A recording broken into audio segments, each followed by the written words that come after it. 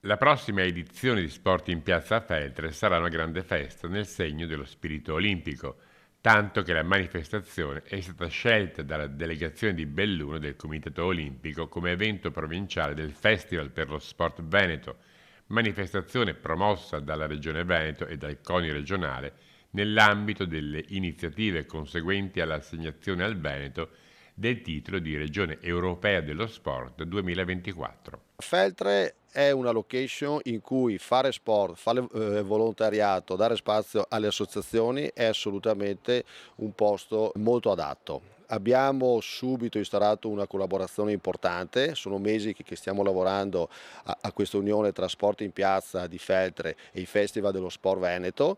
Sono degli eventi che il CONI sta mettendo in atto in tutte le province venete.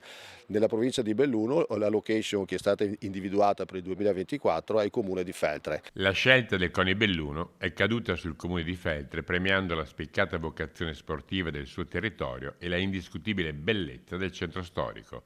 L'apertura sarà in Pra del Moro, Pra del Vescovo, Palafeltre, Viale Marconi, Viale Gaggia e Piazza Maggiore, con i 34 stand gestiti dalle associazioni e realtà sportive del territorio, in cui gli under 18 potranno scoprire e sperimentare le diverse discipline, con anche un piccolo ricordo per quelli che si cimenteranno in tutte. Quest'anno è una scelta particolare, anche questa suggeritami dagli uffici, è un piccolo asciugamano a testimonianza che lo sport è fatica, impegno e sudore. Importante per loro poter sperimentare tante discipline, anche quelle che chiamiamo così le discipline minori, che minori non sono ma meno conosciute, meno frequentate, quindi un'opportunità veramente di spensieratezza e di gioia in una giornata che sarà certamente, speriamo, di sole. Tra le novità di quest'anno la scelta di spostare in Piazza Maggiore lo stand di consegna del premio a chi sperimenterà almeno 15 discipline.